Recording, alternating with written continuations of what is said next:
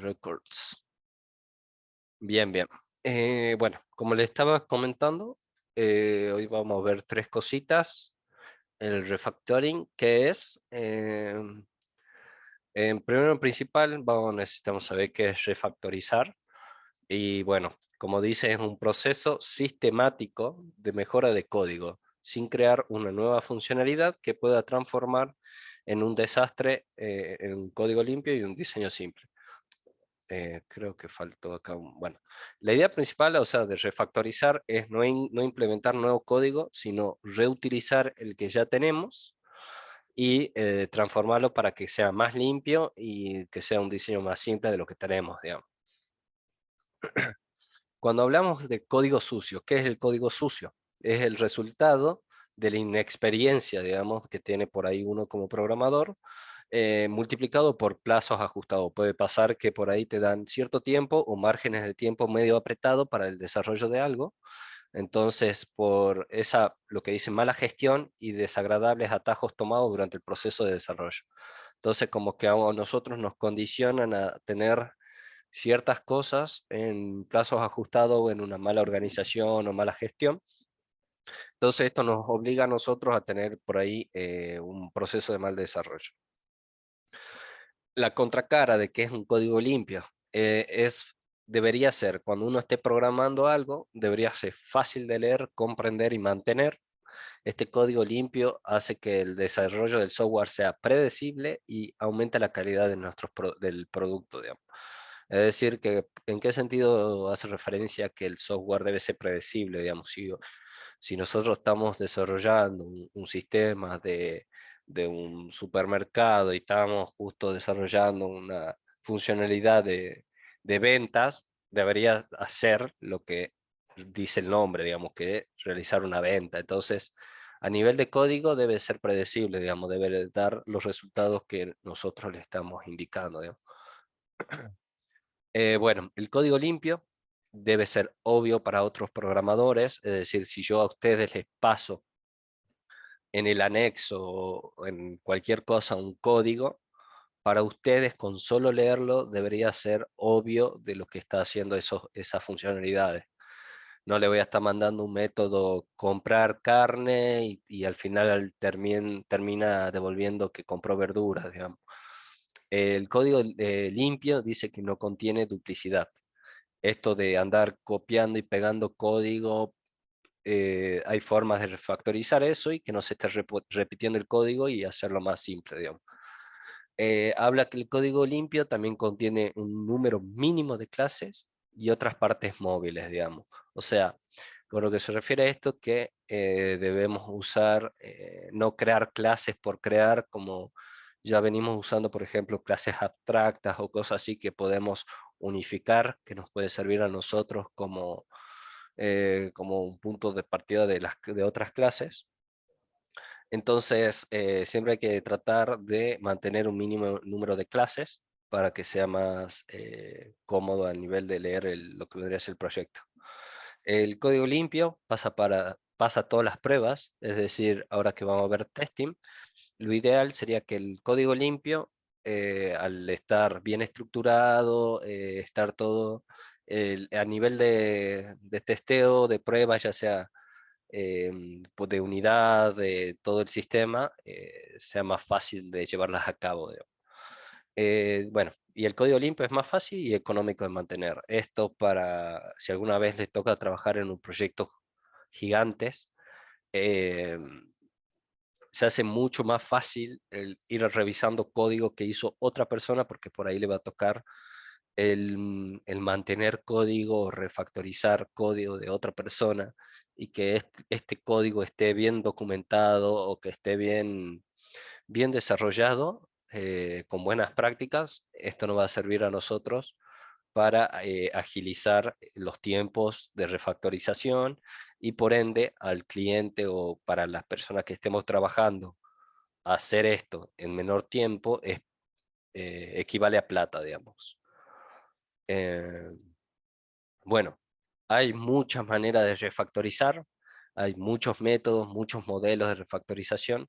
pero al realizar una refactorización paso a paso y ejecutar pruebas después de cada cambio, es un clave elemento de refactorización que lo hacen predecible y seguro. Esto, bueno, como dice, lo ideal sería cada vez que estemos refactorizando una clase, un método, o estemos refactorizando algo, nos tienen que devolver el mismo valor del que nos devolvía antes. Si nosotros estábamos haciendo una suma de 2 más 2 y al momento de refactorizar no nos da 4, es que algo estamos haciendo mal, digamos. Entonces, a ver, pregunta. Recomendación, lea código el Clean Code. Eh, bien, gracias por eso, Moshi. Bien, el código huele, capaz que suene medio raro, pero dice que los olores del código son indicadores de problemas que pueden ser abordados durante la refactorización. ¿Qué quiere decir? Si hubo errores en el código, no hay que malinterpretar esto, digamos, de que el refactorizar no es lo mismo que arreglar problemas, digamos. Pero, digamos, una vez que refactoricemos, nos podemos dar cuenta de los errores que habían a nivel de código y solucionarlos, digamos. Dice que los olores del código son fáciles de detectar y arreglar, porque hacer un código más limpio y más legible para la persona, esto es mucho más fácil para nosotros al momento de refactorizar, arreglarlos, digamos. Dice, pero bueno, pero que pueden ser solo un síntoma de un problema más profundo con código. Capaz que al refactorizar algo nos damos cuenta que no es solamente esa clase, ese método, sino que puede venir ya de un nivel de arquitectura de todo el proyecto, digamos. Bueno, como les decía, hay varias técnicas de refactorización. Estas técnicas describen los paso a paso que uno tenemos que tienen que seguir ustedes. Dice que, bueno, obviamente como todo tiene sus pros y sus contras, y bueno, que cada refactorización debe estar debidamente motivado y aplicado con precaución. Entonces, no todas las refactorizaciones van a estar, se van a poder llevar a cabo, o sea, va a tener que analizar bien, por eso yo al principio le decía que es medio subjetivo, porque llega al punto de decir hasta cuándo refactorizo o cuándo es que termina o no una refactorización, digamos. Acá les voy a nombrar varios métodos que hay en la refactorización, pero no vamos a utilizar todos, sino que, bueno, por ahí es más a nivel que ustedes los tengan presente, digamos. Dice que, bueno, que gran parte de la refactorización se dedica a componer correctamente los métodos, como le hablaba que puedes refactorizar clases, métodos, que la gran mayoría, los métodos excesivamente largos son la raíz de todos los males. Por ahí uno tiene una suma o calcular no sé, algo, la base por altura, el perímetro de algo. Entonces, por ahí lo terminamos extendiendo el método y cuando en realidad podríamos desglosar en 2, 3 métodos de esos, digamos. Dice que los caprichos del código dentro de estos métodos ocultan la lógica de ejecución y hace que los métodos sean extremadamente difíciles de entender, incluso más difíciles de cambiar.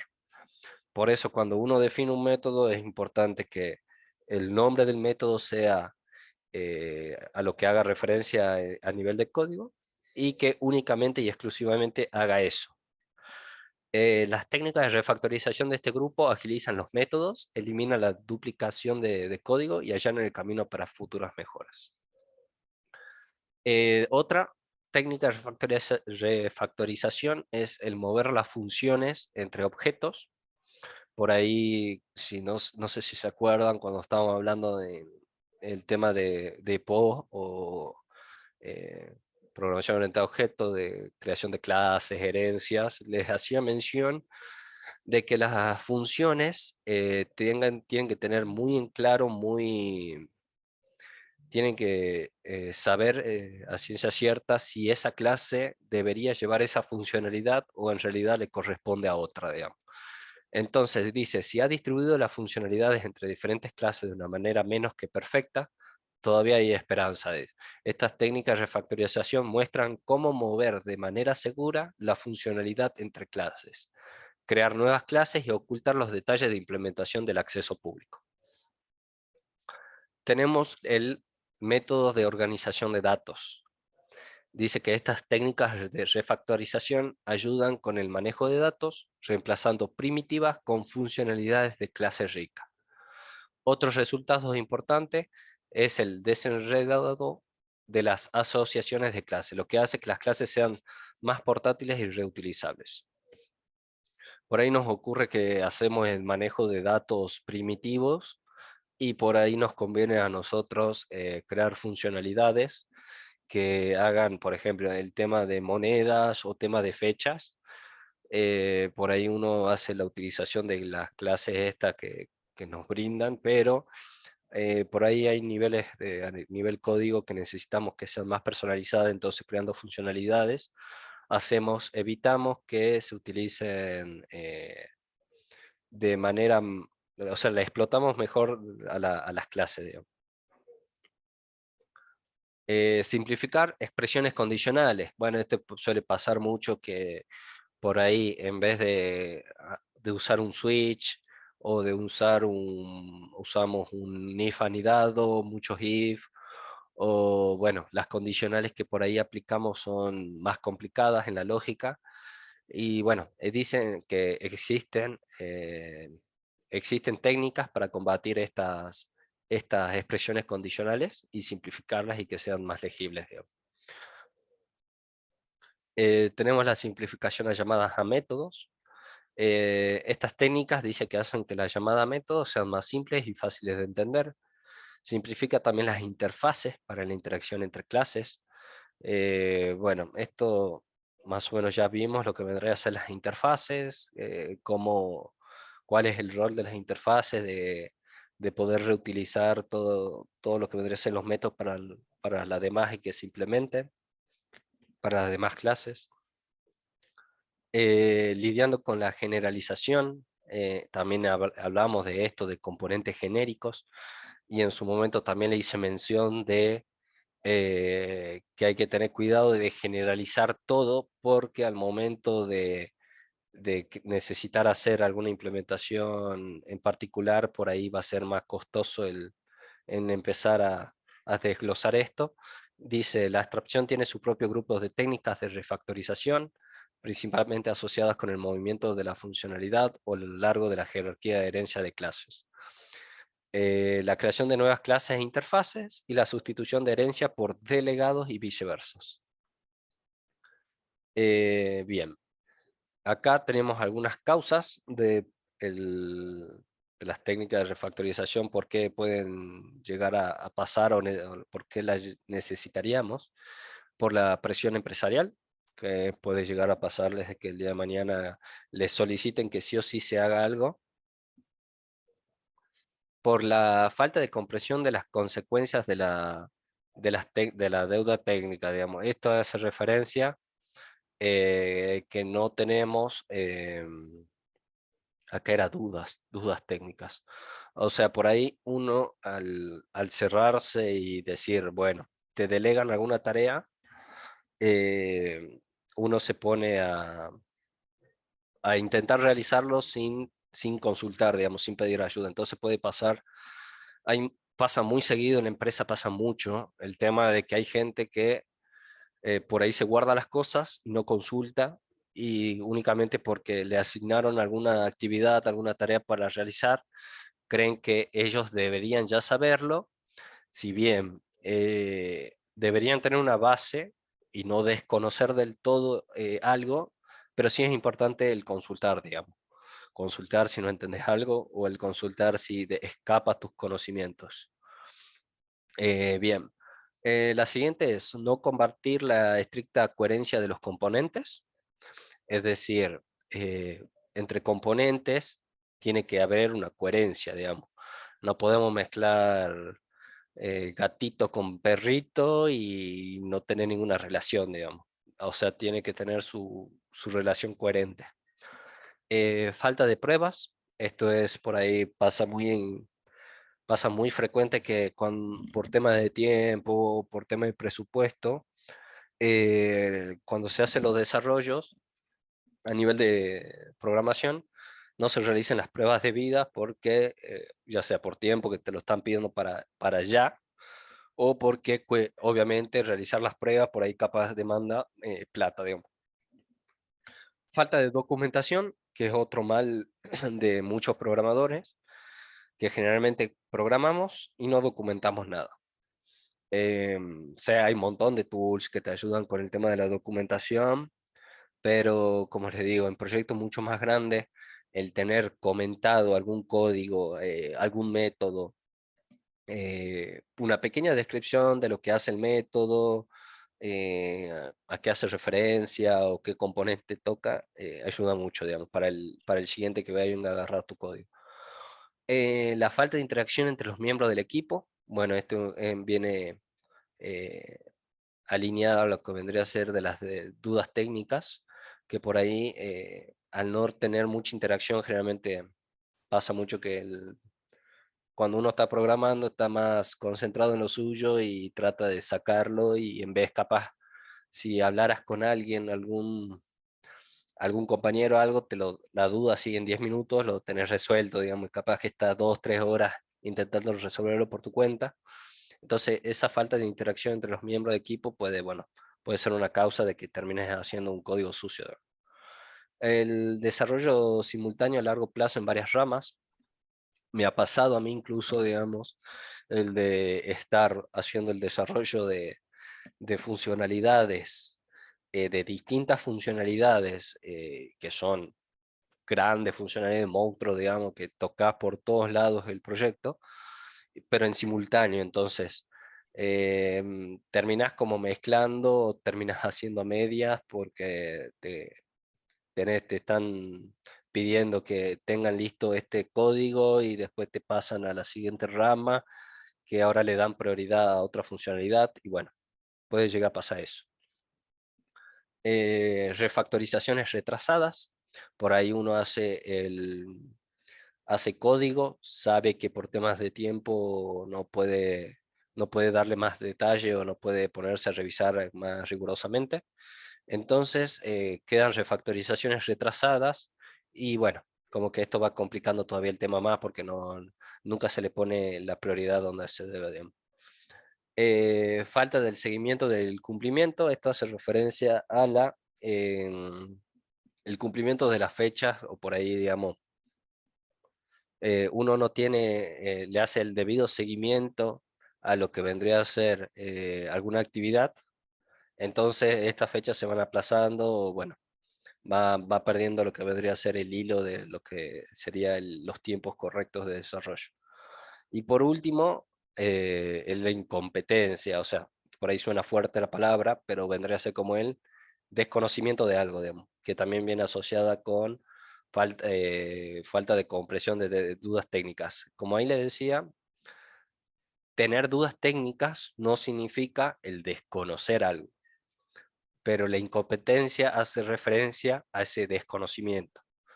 Si uno como desarrollador de backend, estoy trabajando para una empresa en backend y, y no sé nada no sé, por ejemplo, de C Sharp, eso ya es una incompetencia porque no soy competente en la tecnología el cargo que estoy asumiendo, digamos.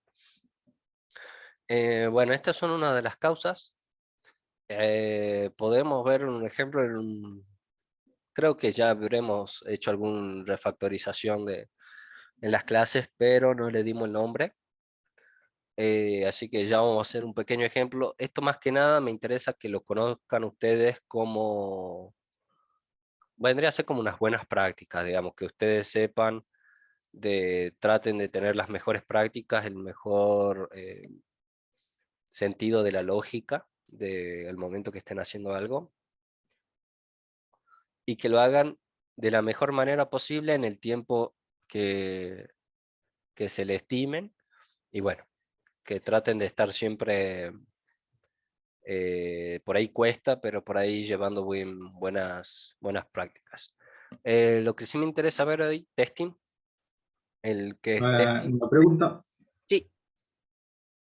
el cambio de tecnologías de una aplicación se Sí, considera también refactorización, no, ese vendría a ser, sería otro, como otro desarrollo, digamos, no entra en el ámbito de refactorizar, digamos. porque, Tiene, o sea, tiene otro nombre, cuando, digamos. porque cuando cambias también así de tecnología, yo lo vi, por ejemplo, de Java a Python, Sí, el código era totalmente distinto, pero obviamente hacía lo mismo que hacía cuando estaba en Java. claro. No, ese Y tiene otro además, nombre, digamos. Es, claro, y además bajaba el hecho del consumo de recursos que hacía la sí, aplicación en Java con respecto a lo que era Python. claro. Por ejemplo, bueno, está, en la empresa pasa algo Porque, parecido, digamos, porque, eh, por ejemplo, nosotros tenemos lo que vendría a ser la aplicación mobile, está hecho en un híbrido de HTML responsive con Android y ahora se está migrando a, vendría a ser como una especie como migración, digamos, migración a React. claro, una migración. No de O nada. sea, pero también tendrías partes porque también ahí se detecta ciertas cosas que funcionaban en Java y se mejorarían con otra tecnología. Por eso te preguntaba Sí, yo. y también puede pasar al revés, que algo que funcionaba bien, estaba bien hecho el código y que cuando vaya a hacer Ah, la migración a una nueva tecnología no funcione. o sea, sería como un híbrido también entre migración y refactorización, entonces podría decir también, ¿no? Eh, yo lo consideraría más como un desarrollo nuevo, digamos, es porque es un desarrollo nuevo, aunque tenés la ventaja de ya tener el flujo de cómo vendría a ser los datos, porque por ahí si tenés una Claro, nueva implementación o una nueva funcionalidad, por ahí tenés que ir haciendo cómo va a ser la conexión entre base de datos, entre la Wii, entre la vista. Entonces, vendría más por ese lado, digamos. claro, claro, me sonaba cuando nombraste las houses, por eso. Ah, bien, bien. Uy, ¿qué hice? Abrí otra cosa. Bien. Eh, bueno, testing.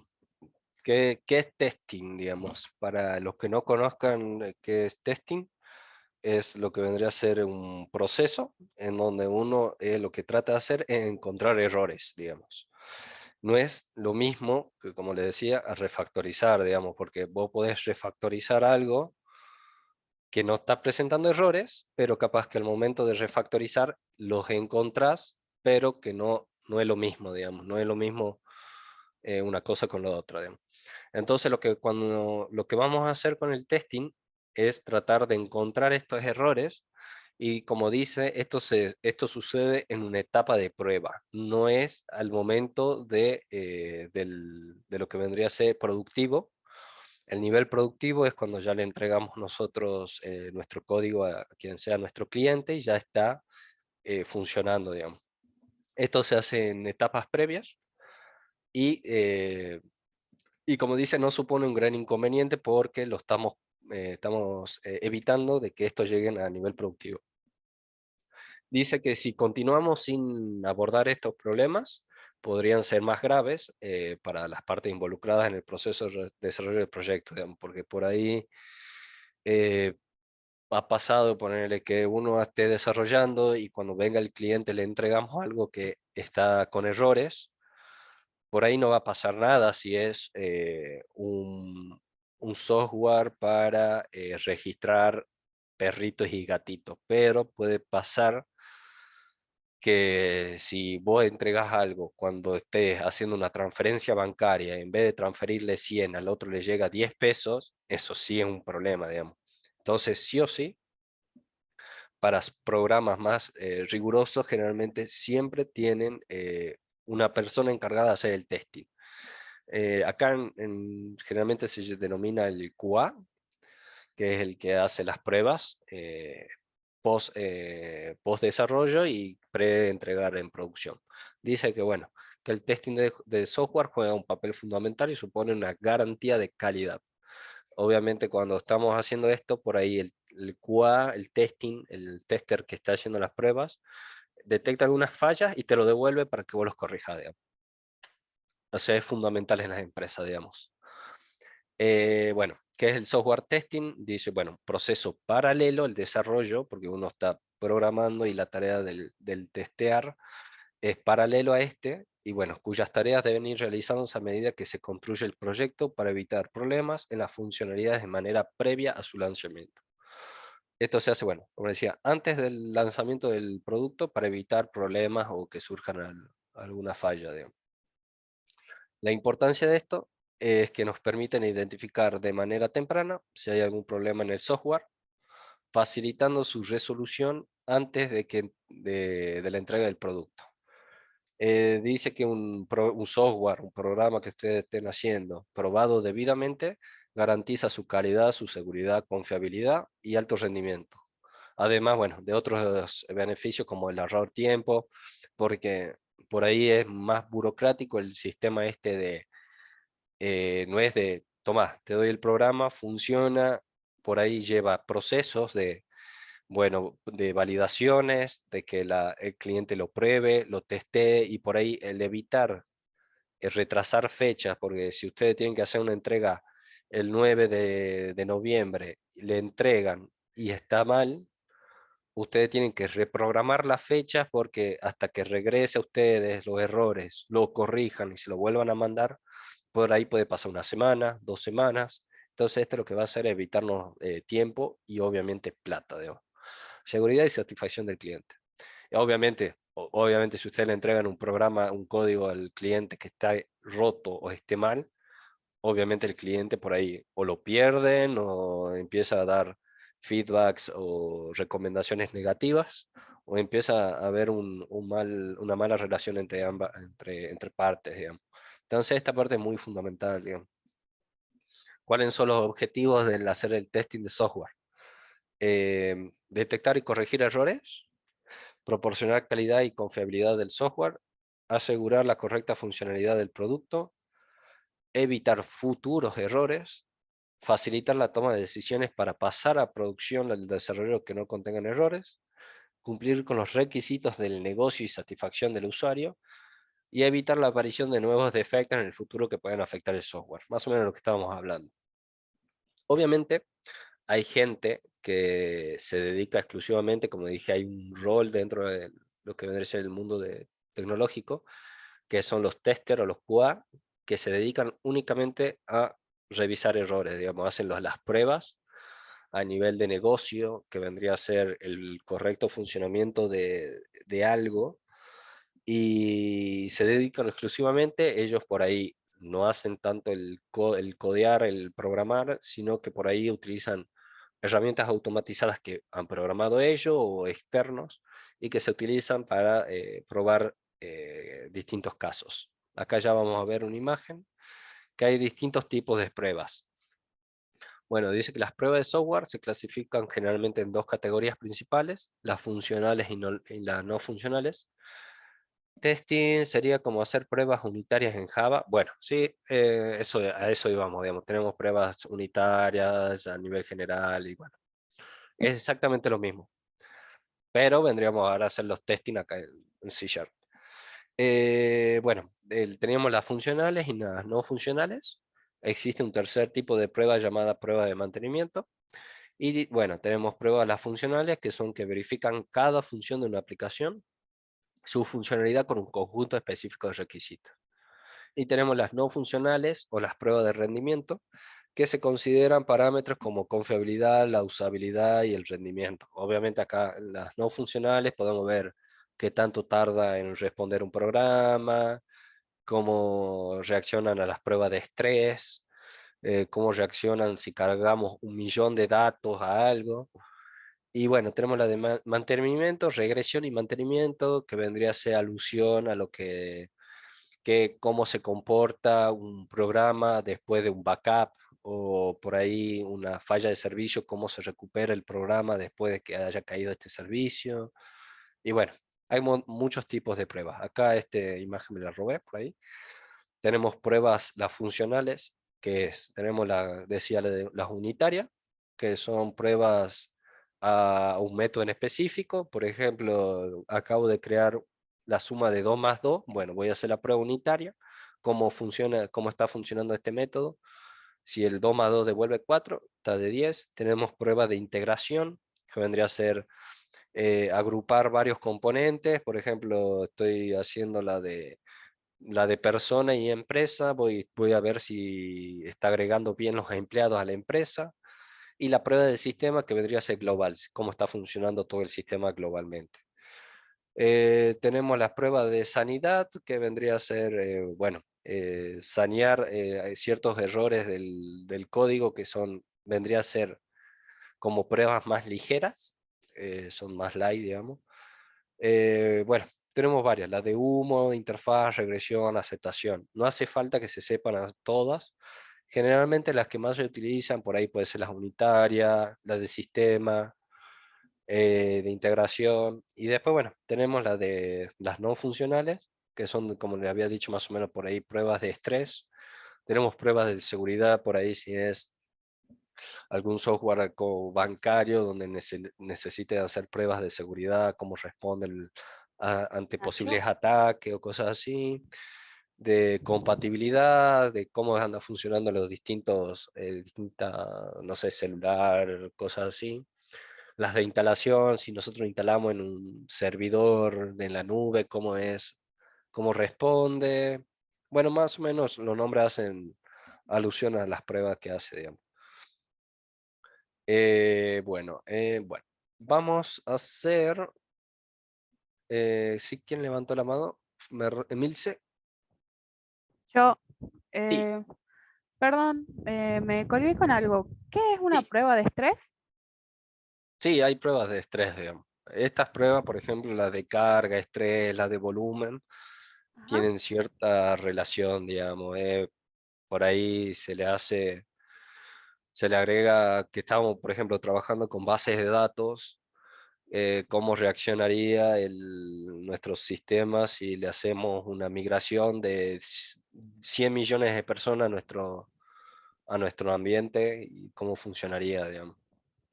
Ah, bien, bien. Eso nada más. Bien, gracias. Eh,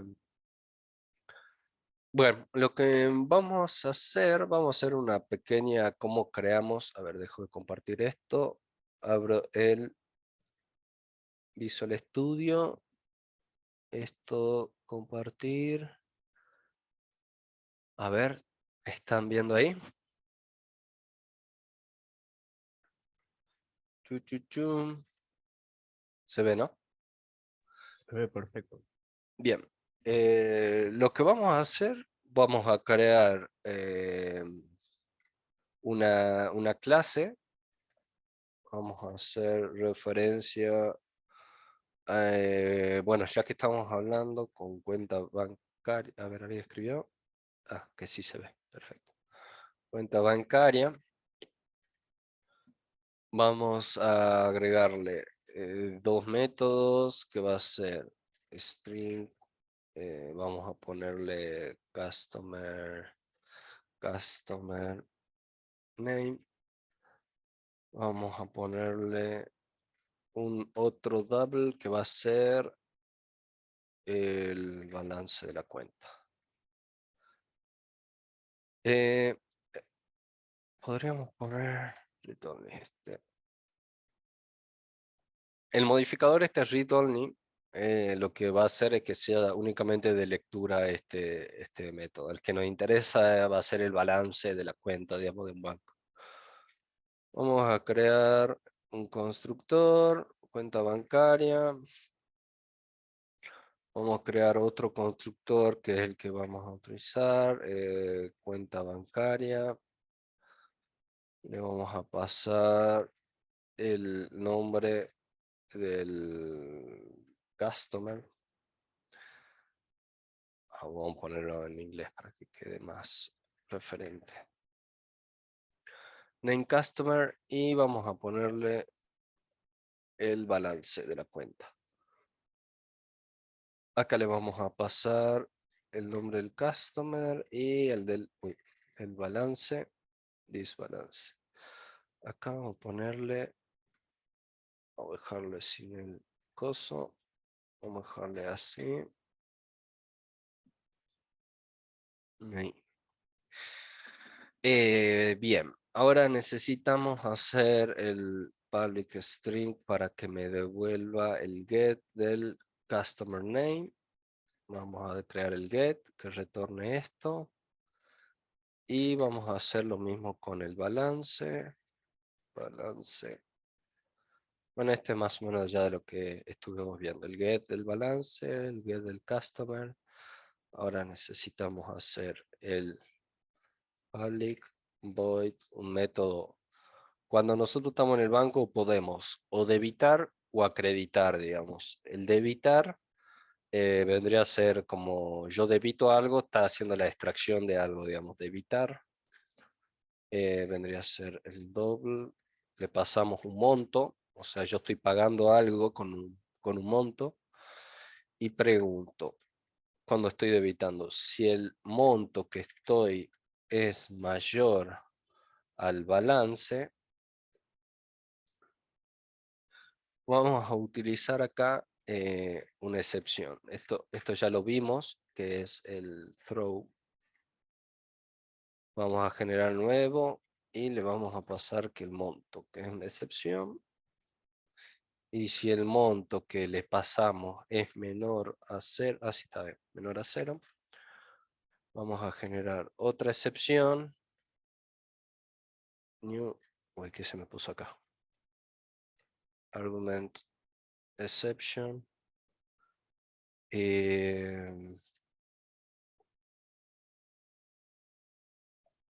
A ver, no sé si acá había una excepción. Exception. Null exception. Out of range. Podemos usar este.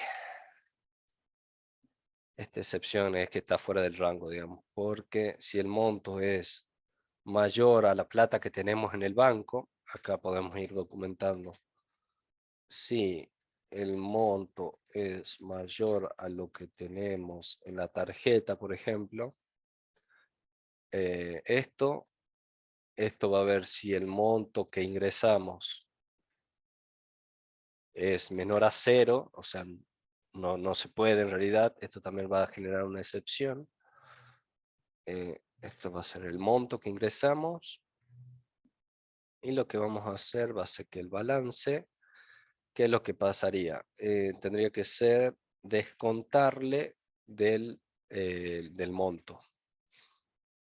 Entonces lo que estamos acá es descontando el monto del balance de la tarjeta. Entonces, ve, uno puede ir documentando que lo que hace cada método. Este método debita de nuestra tarjeta el monto ingresado. Pequeña alusión de lo que hace. Después, ¿qué faltaría? El crédito. Vamos a poner crédito. También le pasamos el doble amount. ¿Qué es lo que hace el crédito? Al revés de lo que vendría a ser el débito. Nosotros nos acreditan algo a la cuenta, entonces le estamos sumando a nuestra cuenta algo. Digamos. Entonces, si hacemos if el monto que nos pasan es menor a 0, esto nos genera una excepción porque nos están ingresando, nos están mandando números negativos. Digamos. Entonces esto es una amount, esto va a generar un problema y en caso de que esté todo bien, el balance va a ser igual al monto ingresado. Entonces, el crédito nos suma plata al balance de la tarjeta y el débito nos quita. Este método acredita de nuestra tarjeta el monto ingresado. Esta aserción, si el número es negativo, devuelve una excepción. Este lo que hace, nos acredita el monto al balance. Bien. Ya teniendo nuestra clase, es una cuenta bancaria, Tenemos cuenta bancaria, customer name. Lo que vamos a hacer es crear el public static void main. Y lo que vamos a hacer es, vamos a crear una cuenta bancaria, que va a ser cuenta bancaria. Vamos a poner cuenta bancaria. Va a ser nueva cuenta bancaria. Y le pasamos por parámetro. Ay, ¿qué puse? Vamos a poner mi nombre, Ignacio. Cuenta bancaria y hay que pasarle cuánto vamos a tener de saldo, digamos. Vamos a poner que tengo en la cuenta 100 pesos. Entonces vamos a usar cuenta bancaria y lo que vamos a hacer es sumarle plata a esta cuenta bancaria. Le vamos a sumar, no sé, 200 pesos. Y le vamos a debitar, cuenta bancaria, debitar. ¿Cuánto le debitamos? Vamos a ponerle, son 300, ¿cuánto le debitamos? 250 más o menos. Bueno, vamos a ponerle 100, ya vamos viendo los errores que pueden salir. Console, ponemos un guideline para que salga por consola nomás, no interesa otra cosa. Ponemos el current balance, pongamos el balance de la cuenta is. Si utilizamos esto, hace referencia al primer atributo. Y ponemos el cuenta bancaria punto balance, necesitamos, ¿verdad? Balance. Corremos esto. Ay, creo una librería. Espérense, tengo que crear una nueva. Copio esto, nuevo proyecto, vamos a crear una console.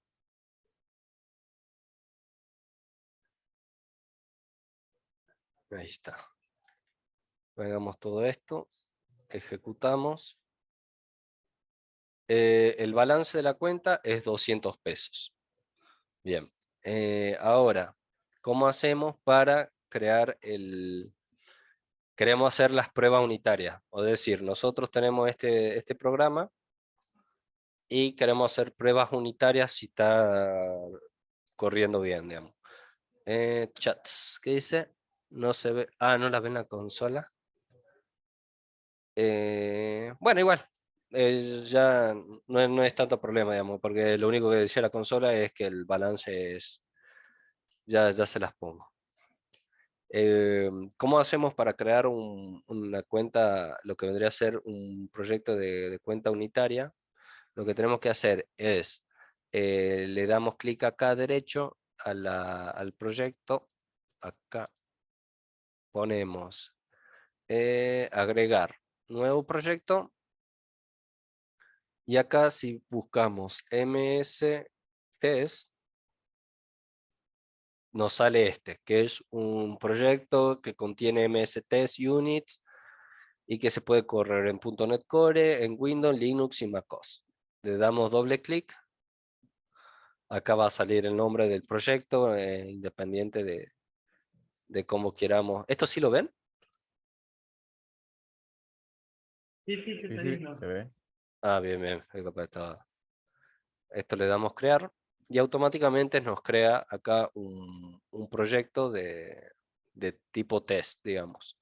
Lo que podemos hacer acá va a ser, tenemos el using, que es lo que está usando, es el Microsoft Visual Studio Test Tool Unit Testing. Tenemos el namespace, que vendría a ser el proyecto de Test Project 1. Y tenemos acá unos decoradores que, bueno, esto no los vimos decoradores, pero bueno, hacen alusión al método y este hace alusión a la clase. Tenemos la clase, bueno, del nombre que creamos.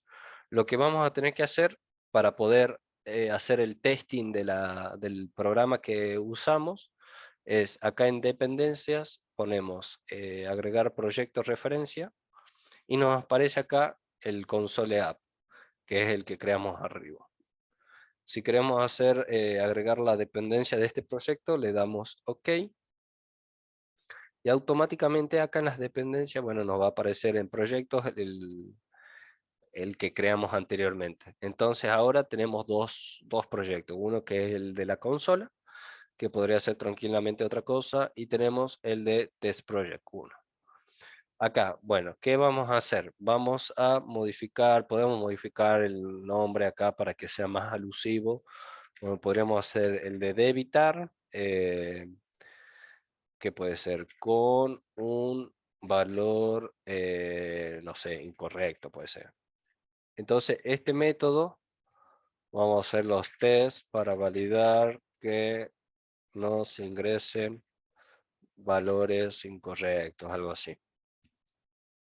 Entonces, una vez tengamos, obviamente ustedes pueden crear, esto vendría a ser referencia como métodos, digamos, pueden crear todos los métodos que quieran, digamos. Bueno, esto de error porque tiene el mismo nombre, pues lo pueden tener todos los test métodos que ustedes que quieran o requiera el programa, digamos. Entonces, ¿qué hacemos acá?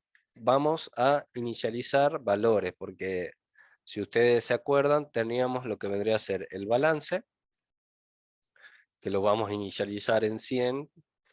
Teníamos otro atributo que era el de debitar, debit monto, que le vamos a debitar 5, 50 mejor. Y vamos a double, este vendría a ser el monto esperado.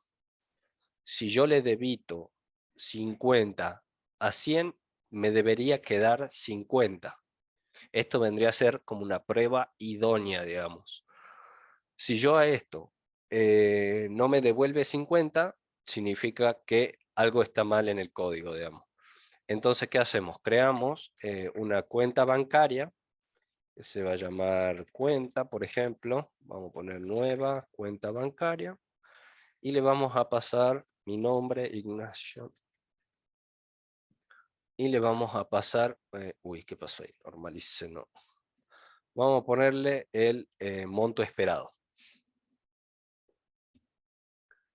No, acá hay que pasarle el balance de la cuenta. Entonces, después de tener esto hecho, vamos a la cuenta, después le debitamos y ponemos debit monto. Le debitamos a la cuenta. Ahora sí, vamos a capturar lo que nos quede monto actual, que va a ser se llama, es de la cuenta, el balance. El cuenta balance. Bien. Bueno, ¿qué es lo que hicimos hasta ahora? Inicializamos acá. Inicializamos el balance de la cuenta en 100. O sea, en la tarjeta tenemos 100. Acá, ¿cuánto deseamos extraer de la cuenta? Queremos extraer 50. ¿Cuál es el resultado esperado? Vendría a ser el caso ideal. Acá instanciamos la clase asignando al objeto cuenta el balance de 100. Acá lo que hacemos es llamar al método debitar y extraer de la cuenta 50 pesos. Acá lo que el monto actual hace referencia de cuánta plata queda. En este caso queda 50, porque si le debitamos 50, queda 50. Este vendría a ser como un caso ideal. Entonces acá lo que debemos hacer, ahí el Visual Studio ya me está ayudando, es usar assert. Ponemos acá, te da varias opciones. Que sea igual, que no sea igual, que sea verdadero, y bueno, tiene muchos casos. En esta prueba ideal, nosotros lo que buscamos es que tengan igualdad, por ejemplo. Entonces, acá lo que va a hacer es, entre el monto esperado, vamos a hacer el monto esperado, cuánto nosotros queremos que devuelva. Esto haría alusión a 50. Y este vendría a ser el monto actual, que en realidad es 50, digamos. Podemos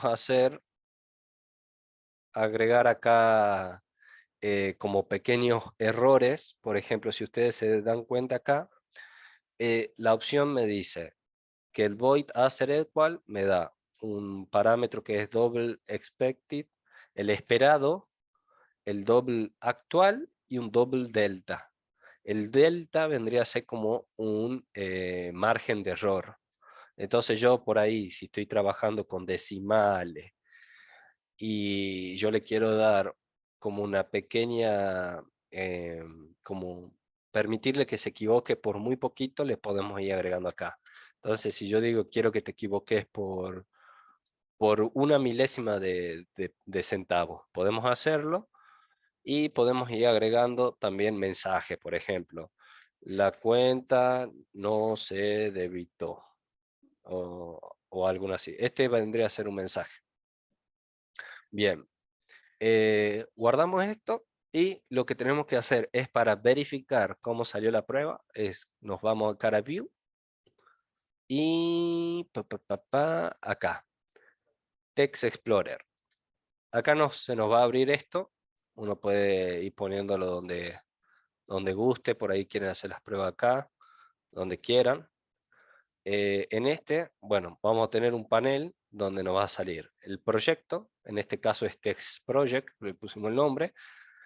Si vamos abriendo, vamos a ver cuenta que tenemos una unit test, una prueba unitaria, y nos sale el nombre del método que nosotros hicimos. Te indica, especifica en qué línea fue creado, tenemos el buscador, y bueno, tenemos distintas opciones acá, digamos. Si falló, si pasó la prueba, si no se corrió la prueba.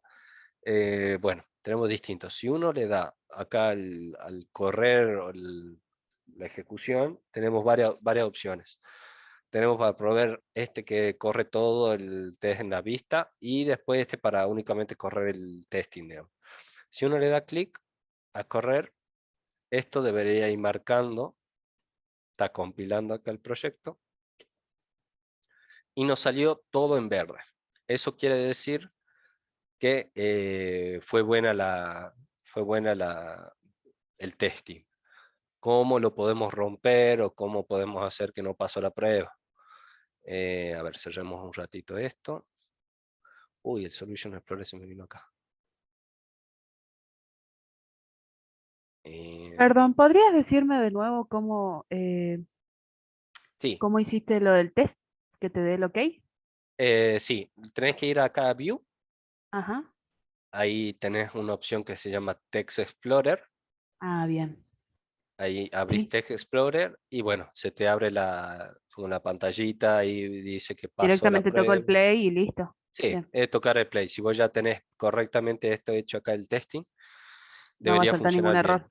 Claro. Bien. En caso de, por ejemplo, ¿cómo lo podemos romper? El monto esperado, no sé, va a ser 40. Yo guardo, ejecuto la prueba y me sale que todo falló, digamos, porque no es el monto que yo esperaba.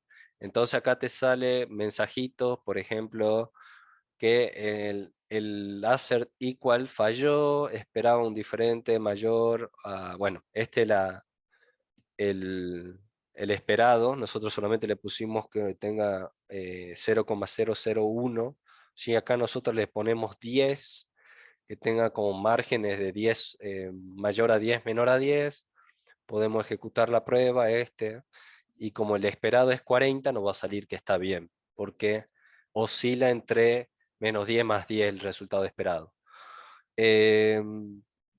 Esto lo podemos hacer a nivel de testing, pero por ejemplo, también puede pasar que los errores estén a nivel de código. Si yo me voy, por ejemplo, a mi programa y le digo que en vez de debitarme, en vez de quitarme plata, me sume plata, esto también vendría a ser un error, digamos.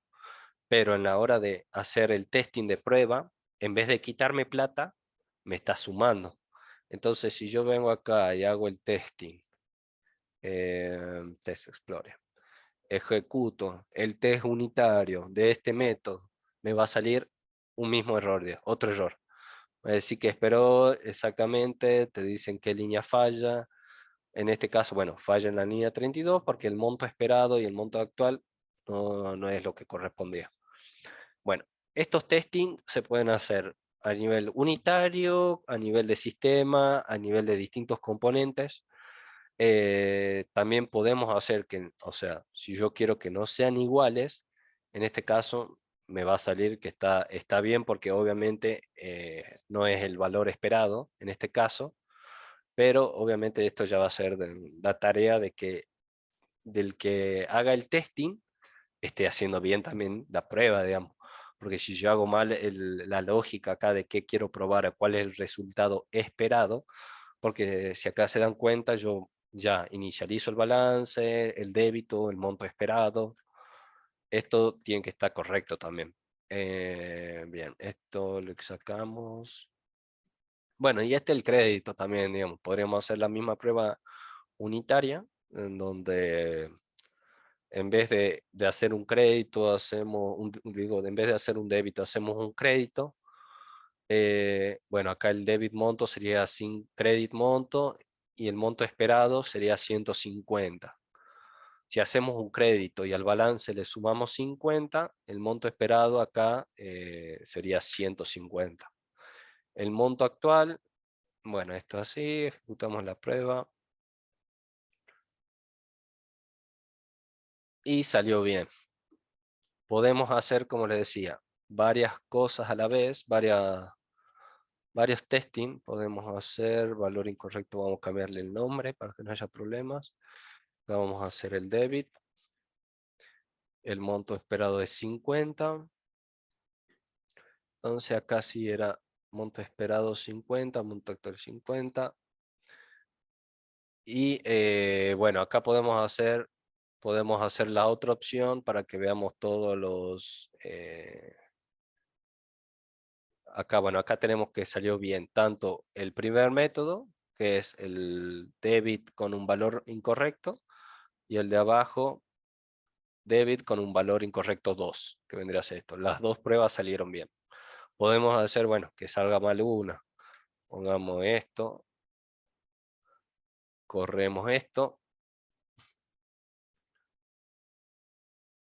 Nos dice que a nivel sistema o a nivel general salió mal, a nivel ya de componentes puede ser que salió mal, en las pruebas unitarias dice que salió mal, pero si nos damos cuenta, esto deriva de porque una de las pruebas unitarias salió mal, pero la otra salió bien. Entonces acá vemos que a nivel esta de prueba unitaria salió bien, pero como salió una mal, a nivel de sistema ya se está rompiendo todas las pruebas. Entonces uno puede hacer miles de pruebas y ir verificando en dónde está fallando, digamos. Bien. Eso sería más o menos un ejemplo de pruebas unitarias.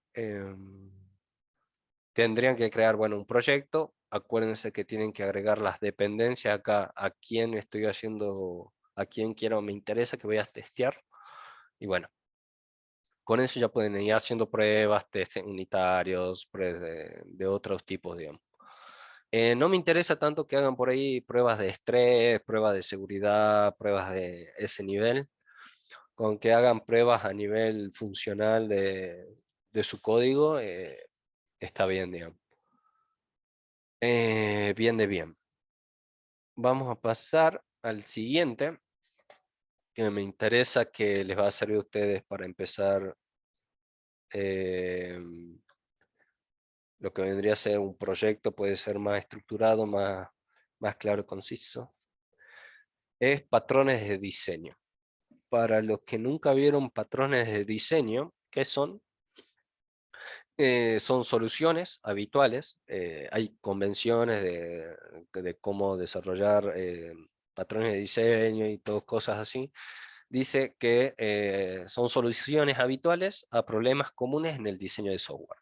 Cada patrón es como un plano que se puede personalizar para resolver un problema de diseño particular de tu código. Al igual que el tester o el QA, existen Disculpa, roles. estás mostrando la diapositiva. Ah, ¿no? ¿Para qué estoy compartiendo hoy? Hoy estoy... Seguí en el visual. Ya, a ver. Ah, con razón, estaba compartiendo otra cosa. ¿Ahí ven toda la pantalla? No, ahora sí. Ah, bien, bien, perdón. Ahora sí. Bien, bien, gracias. Ahora no debería haber problema. Bueno, patrones de diseños son soluciones habituales a problemas comunes en el diseño de software. Dice que cada patrón es como un plano que se puede personalizar y resolver problemas particulares. Como le decía, al igual que los testers o los QA, existen roles en la programación, en el mundo de tecnología, que son arquitectos, que se dedican únicamente y exclusivamente a diseñar arquitecturas particulares para el programa o software que vos estés desarrollando. ¿Cuáles son las ventajas? Bueno, son un juego de herramientas que brindan soluciones a problemas habituales en el diseño del software, definen un lenguaje común y te ayudan a tu equipo a comunicarse con más eficiencia. Entonces, ¿qué es lo que va a hacer el arquitecto en este caso? Va a decir, bueno, se trabajará con estas tecnologías, con estos frameworks, vamos a trabajar con estas herramientas, y la idea es que sea homologar una sola estructura para el trabajo, digamos.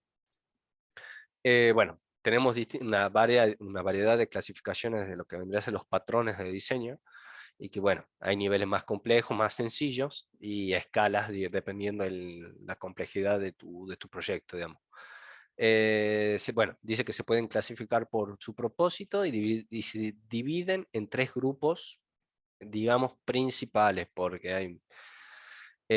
bueno, dice, los patrones más universales y de más alto nivel son los patrones de arquitectura, los desarrollados que pueden implementar estos patrones prácticamente en cualquier lenguaje. Son los más utilizados, generalmente los más comunes de ver, digamos.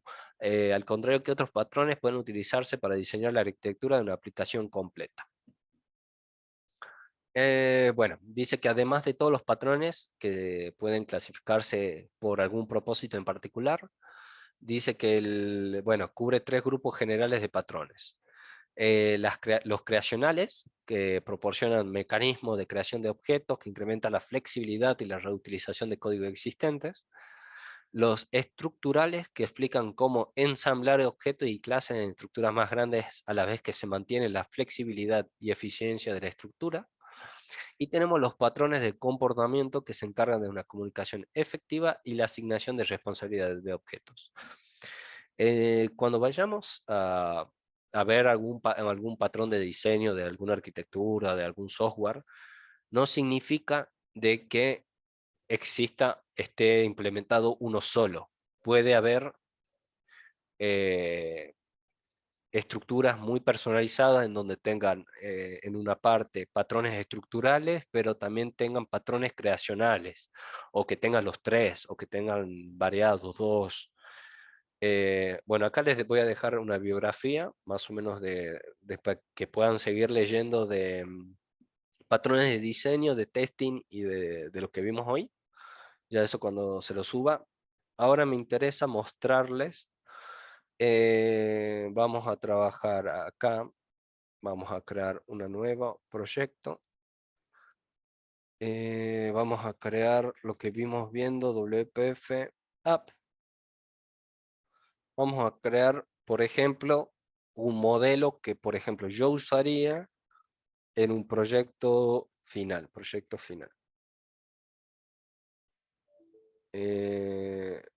Ya existe el proyecto final.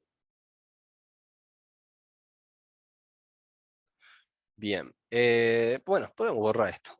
Todavía no nos sirve. La idea es que se entienda el concepto de patrones de diseño y que podamos ver cómo crear o cómo sería estructurar bien un proyecto. Como venimos trabajando, lo único que hacemos es crear un componente y listo, digamos. A lo sumo que recién acabamos de agregar otro proyecto, pero la idea es tener bien organizado y qué roles cumple cada uno, digamos. Generalmente, por facilidad de leer el proyecto y todo, eh, vamos enumerando lo que vendría a ser las capas del proyecto para que queden en orden, si no por los nombres por ahí quedan medio desordenados. ¿Qué vamos a tener en la capa 1?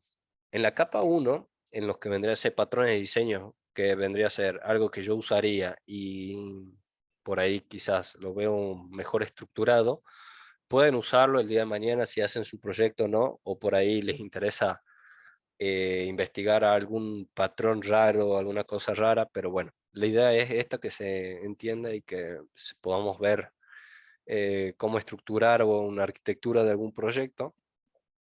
La primera capa es la de presentación. ¿Cómo presentamos nosotros nuestro proyecto? Es la presentation layer. ¿Qué tendríamos acá? Por ejemplo, podríamos agregar nosotros en nuestra carpeta de presentación. Esto vamos a ponerlo por ejemplo, lo que estuvimos viendo de WPF. Vamos a crear un proyecto en WPF que va a llamarse la Wii. Este va a ser la Wii. Vamos a tener nuestra capa de presentación con lo que nosotros nos presentamos al usuario, a la interfaz. Y también tranquilamente podríamos tener distintos proyectos, digamos. Podríamos tener acá, podríamos agregar una carpeta nueva que va a ser el User Interface. Por ejemplo, para que quede más claro, podremos correr esta acá. Entonces, la interfaz de usuario. Pero no es la única manera de que nosotros podemos dar datos a lo que vendría a ser el usuario final. Capaz que es un programador como nosotros, que es un usuario final, y que muchos también querían ver, por ejemplo, vendría a ser, podríamos crear otra carpeta que vendría a ser las web API. Capaz que nuestro programa lo único que se dedica es a la creación de web APIs. Entonces, nosotros hasta ahí llega lo que vendría a ser. Podríamos ir estructurando así. Después podríamos crear una capa intermedia, que vendría a ser la capa de negocios, Business Layer, así seguimos la nomenclatura, Business Layer. En esta capa de negocios podríamos crear todo lo que vendría a ser regla de negocios. Cuando hablamos regla de negocio es todo lo que vendría a ser referencia a qué es lo que brindamos como proyecto, como si es un coso bancario, todas las clases bancarias acá, si es de auto, todas las clases de auto acá, y podríamos agregar dos carpetas. Podríamos agregar lo que vendría a ser la business, que es de negocio en inglés, los componentes del negocio, que acá lo que tendríamos vendría a ser los comportamientos de la clase. Si yo tengo un auto, acá estaría todo lo que vendría a ser cómo se mueve el auto, cómo se vende un auto, toda esa parte. Tendríamos, por ejemplo, otra carpeta que vendría a ser la de negocio, business. ¿Escribí bien? Sí. Business, pero el entities. Acá guardaríamos todas las clases, por ejemplo. Nosotros agregamos un nuevo ítem. Yo quiero crear una nueva clase, que acá va a ser empleado, por ejemplo. Entonces, en esta clase empleado, voy a tener mis empleados, y acá lo único que hacemos es la definición. Va a tener su nombre, va a tener su apellido, y va a tener su... acá me equivoqué, porque me mandé crear el empleado, y lo que tendríamos que tener en realidad son, como acá la interfaz, proyectos. Son nuevos proyectos. Acá tendríamos que crear una class library. Acá vendría a ser, podríamos ponerle entities. No sé si escribí bien. Y bueno, acá dentro de las entidades, acá sí podríamos crear una clase empleado. Y acá, bueno, iríamos haciendo todo lo que veníamos haciendo. Nombre, apellido. Por ejemplo, quiero crear otra entidad. Nuevo ítem. Va a ser, ¿qué puede ser? Una empresa. Creo una empresa. Acá, en vez que sean internal, las ponemos que sean públicas para que podamos tenerlo en toda la empresa, en toda la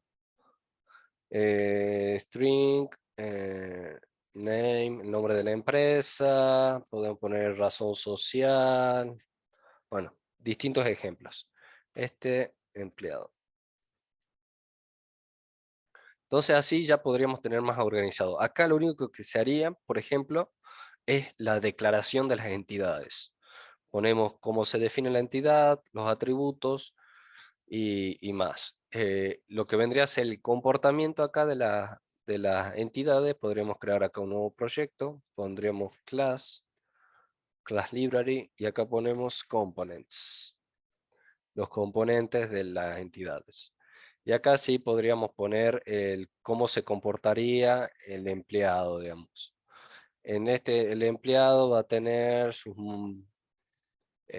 método de toString. Hacemos la modificación del toString. Y hacemos, bueno, que no sé. Bueno, acá estaría toda la lógica del empleado. El empleado tiene nombre tanto, apellido tanto. Acá vendría a ser la lógica de lo que vendría a ser el empleado. ¿Qué más? ¿Qué otras capas? Tenemos la capa 3, podríamos agregar una tercera capa, agregar la 3, que vendría a ser la de datos, la de Data Lasher. Data Lasher, acá podríamos crear todo lo que estuvimos haciendo en la clase pasada, por ejemplo. Tenemos un acceso de datos, data es doble S, sí creo que sí. Data Access.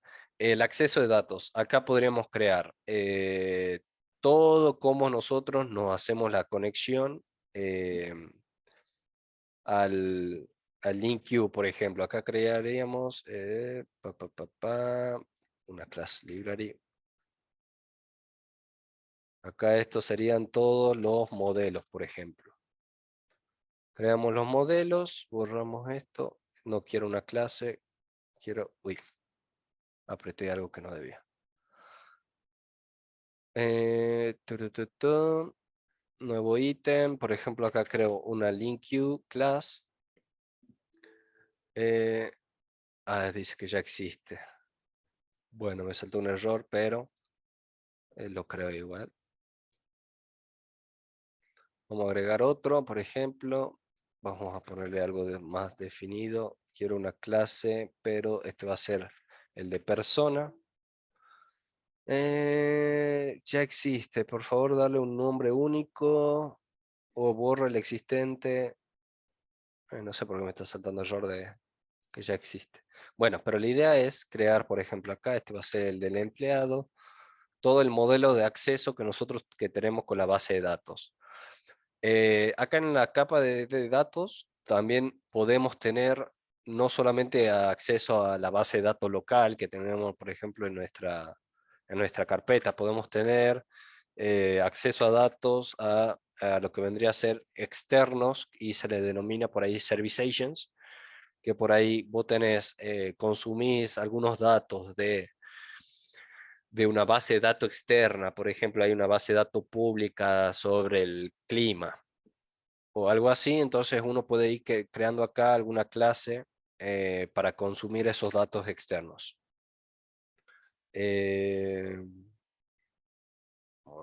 Vamos a poner, no, tengo que crear un nuevo proyecto acá. Nuevo proyecto. Y le pongamos una class library, así por defecto. Pongamos bases de datos externas. Acá estaría la base de datos externas, por ejemplo. Y después, si ustedes quieren, generalmente en lo que son arquitecturas, si uno abrimos, a ver, vamos a hacer algo bien rudimentario. Teníamos la capa 1, que hace la de presentación. Este vendría a ser capa 1. Se ve, ¿verdad? Presentation. Tenemos la capa 2, que vendría a ser la capa de negocios. Tenemos la capa 3, que vendría a ser de acceso a datos. Y generalmente los proyectos existen capas que son transversales, que se utilizan para todos, digamos. Entonces esta capa va a poder acceder a esta. A ver, vamos a hacer flechitas. Perdón por el tan bonito dibujo. Por ejemplo, esta hace acceso a esa, tiene acceso a esta y tiene acceso a esta. Algo así. Esa capa generalmente se las denominan capas transversales, digamos. Pueden poner transversal o pueden poner otro nombre, digamos. Esta debería ser creada acá, no sé si la crea ahí. Podemos llamarla cross-cutting también, que hace referencia a lo mismo.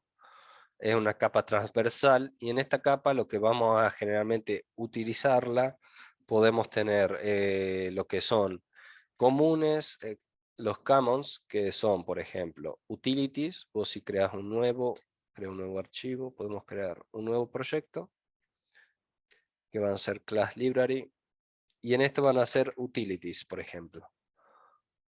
Cosas que se van a utilizar en común. Este van a ser convertir, no sé, una clase convertir número a string. No sé, escribir ahí.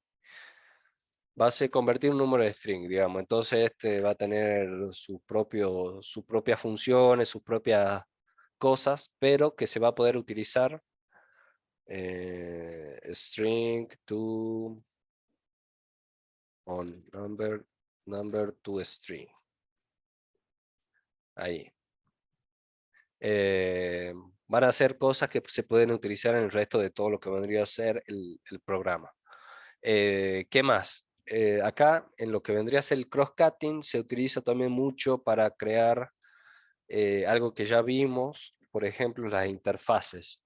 Las interfaces, vos podés tener muchas interfaces y por ahí necesitas implementarlas en alguna de estas capas. Entonces se puede crear tranquilamente una carpeta de interfaces. ¿Qué más? Podemos tener también creado una carpeta, una solución de carpeta que van a ser todas las bases de datos, databases. No confundan al data access con el databases. Acá lo que diferencia es que acá vamos a tener las definiciones de la tabla, de lo que vendría a ser las bases de datos, digamos. Bases de datos. No, estoy creando un proyecto. Bueno, acá podríamos tener las definiciones de nuevo ítem, MDF. Bueno, no tengo instalado el... No tengo el archivo. Bueno, acá podríamos incluir todas las bases de datos, la definición de las tablas, digamos, por ejemplo. Y por último, lo que yo añadiría, que me parece importante, vendría a ser el de los recursos. Resources, ¿cómo era recursos? Resources, así. Acá tranquilamente podríamos tener los assets, que vendría a ser imágenes, cosas que necesitamos. Bien. Vamos. Bueno, algo así quedaría lo que vendría a ser una arquitectura, de lo que yo más o menos consideraría importante. Se pueden añadir otras cosas como por ejemplo, bueno, ¿por qué la necesidad de crear algo así? Porque por ejemplo, hay que tener noción de que cuando estamos creando arquitecturas, vamos a volver al hermoso Paint. Esta es la capa 1. Esta es la capa 2. Esta es la capa 3. Lo importante es que la comunicación sea esta con esta con esta, pero que no haya comunicación entre esta y esta. Eso lo que va a hacer es que haya a nivel de arquitectura mayor seguridad, digamos. Entonces, la capa del usuario, porque esta es del usuario, la capa del usuario no tiene por qué saber cómo yo almaceno la información. Entonces, para eso se utiliza por ahí la arquitectura, digamos. Y este vendría a ser la lógica, la capa de negocio, digamos. Lógica. Entonces, ¿cómo hacemos que se vinculen unas con otras?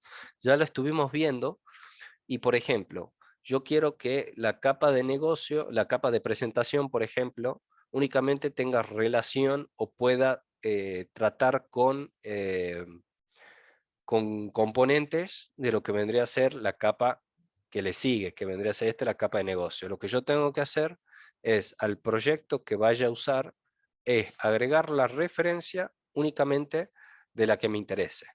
Como yo creé la de componentes, solo quiero que esta tenga dependencia, la capa de presentación, con la de componentes. Entonces ahí se agrega la dependencia de que este proyecto únicamente va a poder trabajar con los datos de esta capa. A su vez, a mí la capa 2, que vendría a ser como la intermediaria, me interesa que tenga dependencia, agregar con la de presentación, que vendría a ser la principal, que se llama UI, la de arriba, y con la de abajo, que son los modelos, por ejemplo. Entonces ahí, estoy creando con una referencia circular, con las de modelo, ahí. Claro, sí, esta tengo que quitarle la referencia. Esta referencia no va acá porque ya estoy haciendo tendría que hacer la referencia aquí. Ahí. Ahí. Bueno, ahí estaría agregada las dependencias correctamente, que la capa del medio sea la intermediaria entre la de modelos, la capa 3, por ahí, ahí se pierde más. Esta va a ser como la intermediaria, entonces nos quedaría algo así, que el gráfico, que el 2 se puede comunicar con la 1 y con la 3. Después, bueno, por ejemplo, la cross-cutting, que es la que nos interesa que se comunique con todos. Le agregamos dependencias, agregar. Me interesa que tenga relación con las de modelos, con la de presentación y con las de entidades, por ejemplo. Entonces le damos acá y entonces va a tener relación con todos los proyectos. Entonces así nosotros nos evitamos que en la capa de presentación, que vendría a ser donde trabajan o interactúan los usuarios, puedan llegar a ingresar, o ya sea malintencionadamente o sin querer, a datos de cómo nosotros tratamos a los datos en la base de datos, cómo guardamos su información, por ahí cosas encriptadas o cosas de seguridad. Bueno, así me interesa, bueno, que más o menos vean cómo es la estructura y cómo vamos por ahí empezar a trabajar de ahora en más, en adelante. Cuando tengamos que ver por ahí, nos copiamos esta arquitectura y si tenemos que hacer la clase que viene, trabajar con algo, vamos a crear correctamente las entidades que vayamos a utilizar acá, vamos a agregar lo que haga falta, todo lo que vendría a ser, después vamos a ir a lo que vendría a ser los componentes y vamos a crear el componente, todo lo que vendría a ser su funcionalidad, todo lo que corresponde acá. Y si por ahí trabajamos con base de datos, vamos a crear los modelos correctamente acá en su capa correspondiente, vamos a acceder a los datos de las entidades como corresponde, vamos a tener sus modificadores en privado, vamos a empezar a trabajar con código limpio y como corresponde, digamos. Vamos a delegar las funcionalidades, tareas de cada capa como se debe, digamos. Este es un modelo que más o menos vamos a utilizar. El que quiere para el proyecto final, que no lo tengo todavía listo, quiere cambiarlo, no hay ningún problema. Y bueno, no sé si quedó dudas o preguntas, pero hasta acá me interesa llegar, digamos. Quiero saber cómo van con sus trabajos, si quedaron dudas de la... los de testing, este es una prueba, generalmente no se realiza en el mismo proyecto, digamos. O sea, uno puede agregar su capa de testing al final, pero a nivel de arquitectura no lo agrego porque si no se le haría muy grande lo que vendría a ser el proyecto, digamos. El testing serviría más si fuera particularmente una persona que se dedica al testeo. Entonces, pueden agregarlo por separado porque aparte el testing eh, no es que vos como usuario interactúas con el programa de testear, digamos, porque el usuario no testea, el programador no hace generalmente el que se encarga de testear está evocado a hacer eso nomás, digamos.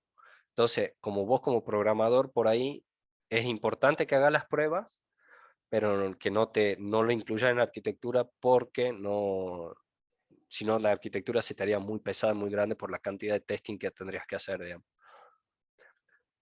Pero a nivel de código, programación, esto es con lo que más interactúas.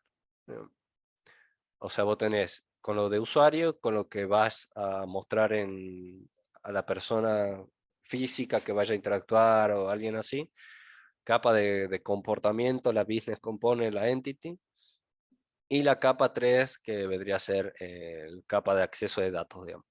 Tenemos esta que es una capa transversal, que es la que se utiliza para utilities, interfaces, cosas así. Incluso esta de base de datos la podríamos quitar, digamos.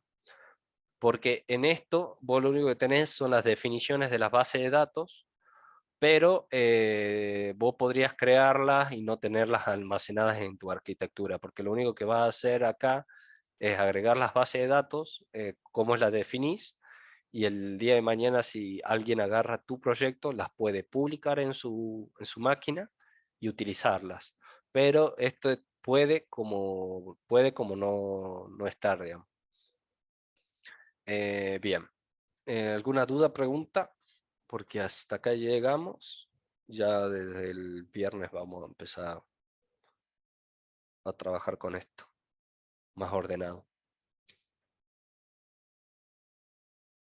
Me interesa saber cómo van con los temas anteriores porque, como ven, vamos a ir escalando en complejidad y ya directamente vamos a dar por entendido que la creación de modelos de base de datos ya saben, o la creación de entidades, o la creación de otras cosas, o esto de WPF que ustedes ya saben, ya tienen entendido algunos componentes, o por lo menos los grid, los data grid, si saben maquetar, o por ejemplo, cuando veamos por el viernes, hipotéticamente, vemos web API, que ya por lo menos puedan agarrar eso y sin estar preocupados de que no saben WPF, por ejemplo. Web API sí lo vamos a tocar, vamos a ver CRUDs con peticiones de Web API y ya vamos a poder empezar a tocar clases, comportamientos. Seguramente va a ser lo que veamos el viernes Web API, digamos.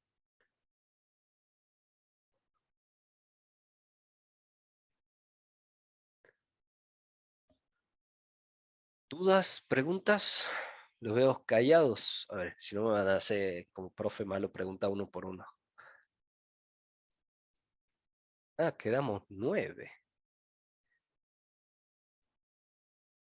A ver. Lo que pasa es que por ahí tirá las cosas como trompada de loco, y bueno, y hay que digerirlas despacito. Claro, claro, por eso está bueno, digamos, que vayan viendo y, y, y que estén más o menos al día. Sí, y por eso también me interesan las dudas, digamos. O sea, mm, bien de bien. Con que lo entiendan, tan bien, digamos. El problema es cuando no se entiende y dejamos pasar, digamos. Por eso todos los días trato de preguntarles, ¿entendieron lo de la clase pasada? ¿Vamos bien? Lo de los TP, o sea, es como que si los hacen, es bueno para ustedes porque meten mano, practican y van entendiendo. Si no, si ya saben el tema y no hacen los TP, bueno, es como que perdés las prácticas, pero vas entendiendo los conceptos. El problema es cuando no entendés y te vas quedando y la idea es que no se vayan retrasando, digamos. Eh, eh, eh, Quiero ver.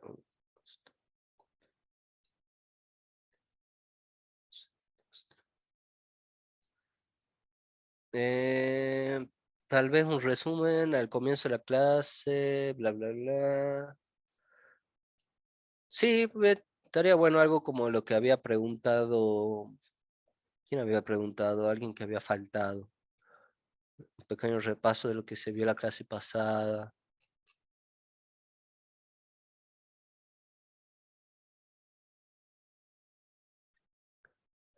Tararara. A ver, ¿no estoy compartiendo todavía? No.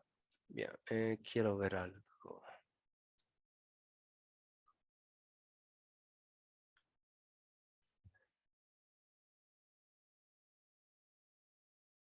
Tutu, éramos 15 y se fueron 6. Aunque sea, hubieran dicho un chau, ¿no? A ver, ¿quiénes se fueron? Eh,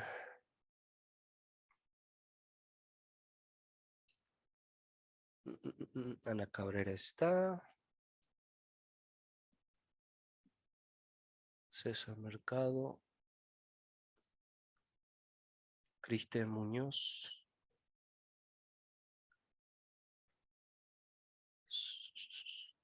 Soto Bejarano.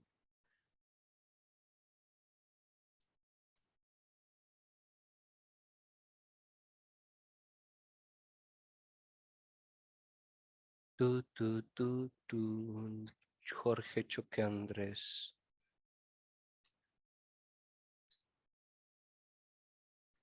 Mario René Monti. Lezano Serpa. Lezano. ¿Y Serpa qué? Serpa Micaela. Bueno, ok, ok. Bueno, no hay dudas entonces. Ah, tengo un práctico para el de hoy. Es más tema de investigación. No quise darles mucho. A ver, déjenme que lo busque, así se lo explico también. Práctico 7. El práctico 7, le voy a compartir. Es únicamente investigar los distintos tipos de refactorización y dar 3 como ejemplo. Buscan ahí cómo refactorizar algo. Eh, no, no, no es tan difícil refactorizar algunos if anidados para que se vean más bonitos, refactorizar algún método para que quede más limpio. Y un tercero, refactorizar alguna clase, algún atributo que no corresponda en la clase esa y desglosarla en 2 clases, por ejemplo. Realizar una prueba unitaria, simular que falla y otro resultado esperado sea el correcto. Lo que estuvimos viendo en clase, si lo vuelven a ver el video, tranquilamente lo sacan. Y investigar patrones de diseño y realizar una representación con carpeta en el Visual Studio. Algo como lo que acabo de hacer yo, pero puede ser algún patrón de diseño que lean, algo así. Les mostré, bueno, acá tienen biografías de donde yo pude sacar algún material que interesa. Acá en Refactoring, lo descubrí hoy, está bastante bueno. Después tenemos para el testeo de software y el de Microsoft, que es bastante completo. Con esto, biografía pueden sacarlo tranquilamente al trabajo. Bueno, eso es todo. ¿Alguna duda sobre el trabajo? ¿Algo? No, sobre el trabajo no, sino una consulta con, o sea, yo, digamos, de atrás, eh, Hola, venía ¿qué quieres? poniéndome el día. Hola, ¿me estás escuchando? Sí, sí, sí, por Hola. eso. Ah, bien. No, sí, justo estaba tratando de empezar a hacer la calculadora, y te digo, fue hace un rato antes que empecemos la clase, Ah, y la verdad que a mí me gusta experimentar, ¿no? Y y- digo, sí, si hago un copiar-pegar, a ver, lo voy a abrir acá casualmente. Si hago un copiar-pegar, entonces armé un solo botón y sí, lo copié, y después seleccioné los 4 botones y los copié o sea, separé 1, 2, 3, 4, 5, 6, hice una grilla de 6 por 4 y lo sí, fui copiando. perfecto. Y copiar funciona, pero ¿sabes lo que he descubierto? Ah, Que el código que te genera un despelote. O sea, no te genera un código que todo es igualito. Y entonces decía yo, ¿y cómo hago para que tal vez me tome el botón? Mira, tontera, ¿no? Que me tome el botón y que yo diga, che, yo quiero que el botón me ocupe la celda completa. No eh, que yo le, o sea, no que yo lo ponga a mano porque me queda más chiquito, más grandecito, sino yo quiero que el botón automáticamente me tome el tamaño de la celda. ¿Existe esa posibilidad? sí, vos tenés poder usar todo lo que vendría a ser automático, digamos, porque habíamos visto que el grid tenía, por ejemplo, en caso del margin, para dar margin, teníamos que sea el asterisco, podríamos dar 2 asteriscos o podríamos usar el auto. Tenés que, o sea, empezar a manejar con lo que vendría a ser relaciones absolutas, digamos. O por ejemplo, lo que vos tenías, el width, bueno, no va a tener, a ver, width y el height. En vez de trabajar con 250 y que el width sea 250, ahí si te das cuenta tienes como un tamaño fijo. Lo que vos podés usar es el automático, que lo que va a hacer es ocupar el espacio dependiendo del contenido que tenga el objeto, el componente, y si no, podés usar el asterisco que va a ocupar toda la celda completa, digamos. Claro, no, no, está bien. Eso es la celda ocuparía el tamaño del objeto. Pero ahora Sí, yo quiero al revés. Yo quiero el que el botón. objeto ocupe, el botón ocupe Claro. todo el espacio disponible de la celda. Por eso de ahí tenés que jugar con, por ejemplo, el botón que tenga, acaba de decir hola. Podés jugar con el width, con el height del botón, digamos.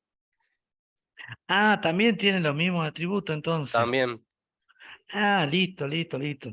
Ahí le mandamos un asterisco y tiene que tomarlo entero. claro, tenés el asterisco que hace relación al tamaño de la celda que está ocupando, por ejemplo.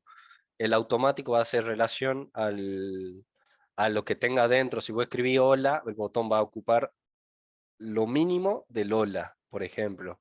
Y después tenías el 2x, por ejemplo, que ocupa el doble del tamaño de eso. Y si no, tenías el valor es plano, que es 250, 1000, 1500, lo que vos definás, digamos. Claro, claro, claro. Em, Igual, también esto, si quieren ponerse a investigar, tenés millones, digamos, de cosas.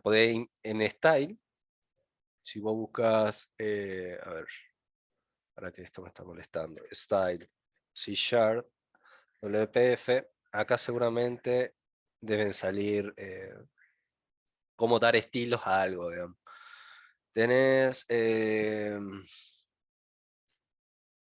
a ver, el text blocks, podés definirle Bueno, esto ya podés ponerte a jugar si te gusta, ¿ves? Por ejemplo, static resource, title text, y si vos te vas a lo que vendría a ser el código acá en title text, te dice que tiene un font size de 26, foreground le setea un línea gradiente brush que empieza en tanto, tanto, y tenés acá cómo va quedando, digamos. Podés definirle estilo, esto vendría a ser como en el HTML, el CSS, Ajá.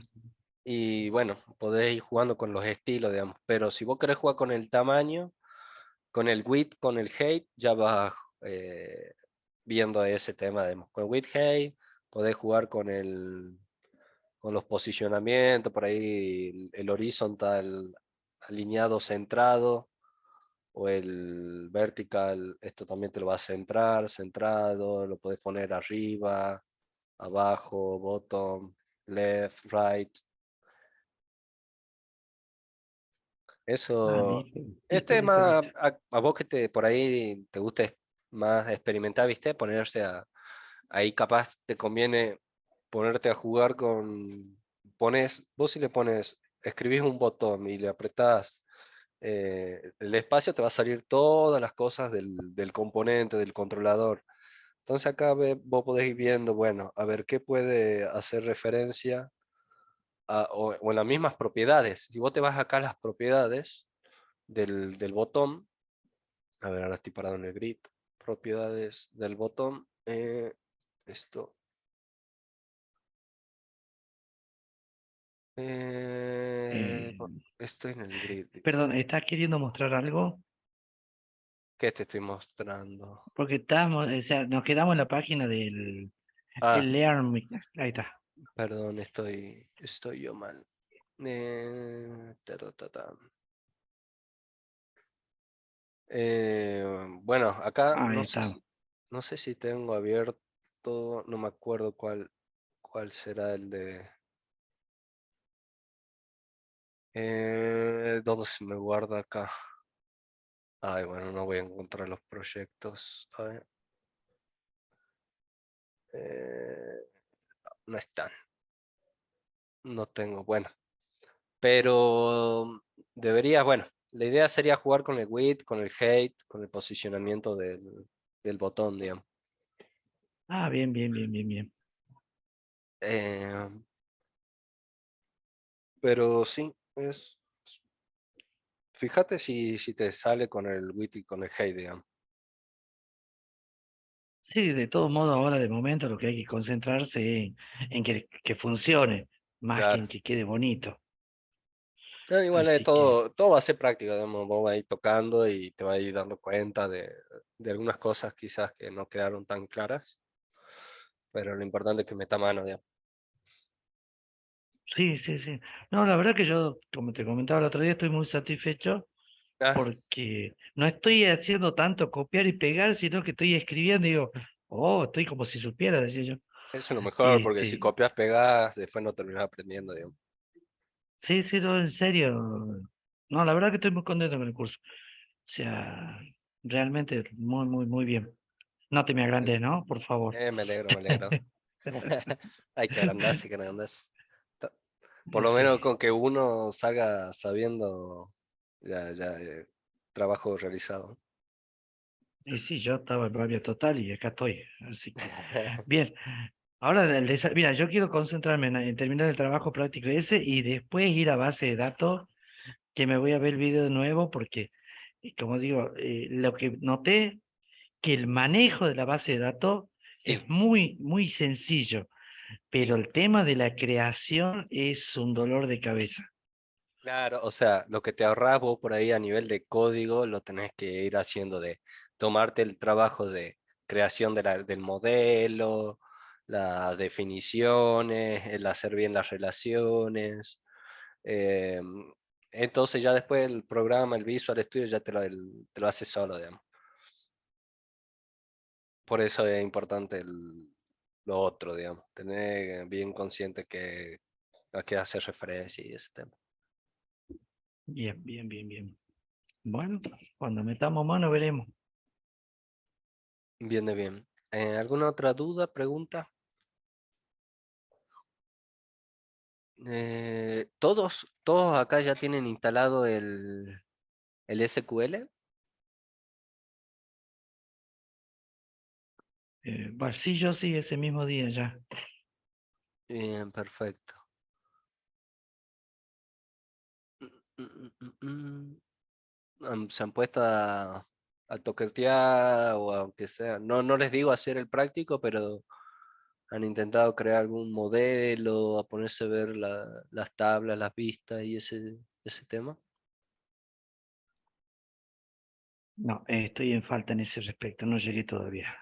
Bien, bien. Bueno, por lo menos tienen las herramientas, pero bien, bien, perfecto. Igual tienen, aparte de las notas, pueden ir revisando de vuelta el video por ahí, ponerse a ver de vuelta 2 horas del video es medio.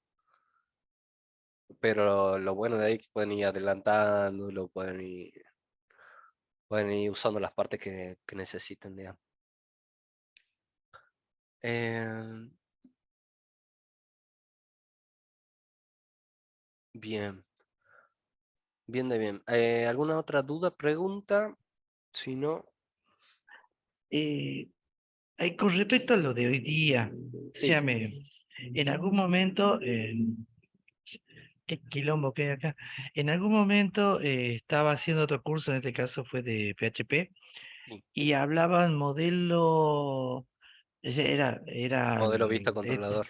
exactamente. ¿Es esto mismo, pero lo que vos estás mostrando hoy día es mucho más amplio o es otra cosa distinta? Esta es una arquitectura entre genérica y medio personalizada, digamos. Ajá, Cumple el mismo rol de tener la vista, que vendría a ser la capa de presentación, el modelo, que vendría a ser las entidades y todo lo referente. Nos vemos, Ana, que andáis bien. Saludos. Y los controladores, que vendrías a tener toda la lógica, digamos, modelo, vista, controlador, digamos. Nosotros tenemos por ahí agregados el tema, a ver, les comparto de vuelta. Eh, Nosotros tenemos agregado, por ejemplo, le di como opciones. No siempre vamos a tener en la vista una interfaz de usuario, digamos. Podemos también tener en la capa de presentación al usuario final una web API, porque por ahí el usuario final no es una persona que está con la computadora viendo tu cuenta bancaria, sino que capaz que es un programador como uno más, y en vez de recibir una pantalla donde vean cosas bonitas, van a recibir una web API que, para, que reciben lo que vendría a ser datos crudos, digamos. Recibís en una lista de usuarios con todos los datos. Y no es una interfaz usuario, sino es un texto, por decir, texto plano con millones de datos, y ya después esa persona lo puede utilizar para lo que quiera, digamos. Los controladores vendría a ser como la business component, más o menos, los comportamientos de las entidades. Modelo vista controlador, bueno, las entidades vendría a ser como los modelos, pero también tenemos los modelos de las bases de datos, digamos. Acá nosotros separamos lo que vendría a ser persistencia de datos, que vendría a ser de dónde nosotros capturamos los datos, que pueden ser de una base de datos local, que vendría a ser el acceso de datos, o los agentes o los servicios de agentes, que son externos a lo que nosotros podemos haber implementado localmente. Puede ser una base de datos, como le decía, externa de algún cliente que es confidencial, o cosas que ellos necesitan manejar, o algo externo, digamos. Y bueno, y la cross-cutting, que por ahí no, en el modelo vista controlador no está tan presente, pero que se utiliza bastante, que vendría a ser todas las utilities o métodos genéricos que podés llegar a utilizar en una clase. Por ejemplo, acá había dado un ejemplo de number to string, pero pueden ser millones, digamos. Pueden ser alguna clase que maneje fechas, que es muy usual de que se creen formatos, formatear alguna fecha o algo en específico. Entonces, en vez de estar creando el mismo método en cada capa, lo que hace es una capa transversal que la puedes usar todas las clases, digamos. Igual que las interfaces, bueno, las bases de datos, como les decía, puede o no puede estar en la arquitectura que vayan a utilizar, y el de recursos, que vendría a ser imágenes para tener todo más estructurado, digamos. Pero sí, patrones de diseño tenés millones y pueden estar, bueno, no millones, son muchos, digamos, pero pueden estar fusionados, digamos. Puedes tener un poquito de esto, un poquito de otro. Después hay patrones, tenés, no sé, trabajar con microservicios y que esto es como, no tiene nada que ver una cosa con la otra, digamos. Entonces, estos son más estructurales, digamos, son patrones de diseño estructurales, digamos, porque llevan una estructura, digamos. Microservicio, por ejemplo, ellos tratan por decirte, cada componente, cada funcionalidad como si fuera un, un programa separado. Entonces, el registro de usuarios lo manejan como si fuera un proyecto único, y el registro de auto por otro lado, y entonces tiene otra lógica esa arquitectura, digamos.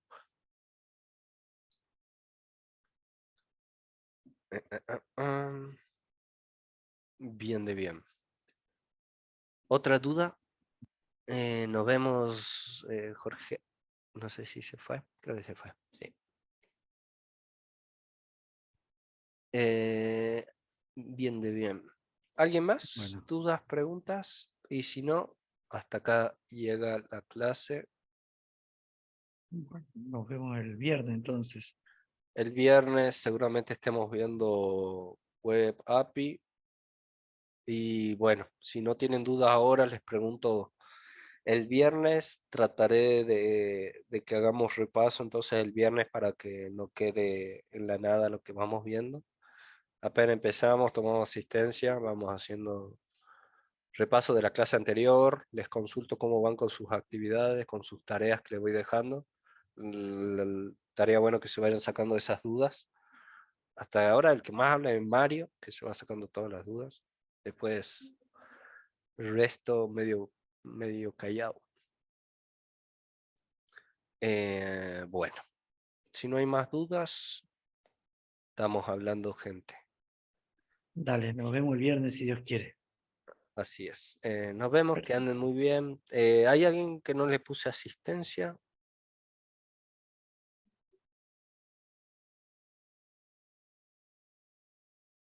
Bueno, nos vemos. Adiós. Listo. Ahí está. Chao, chao.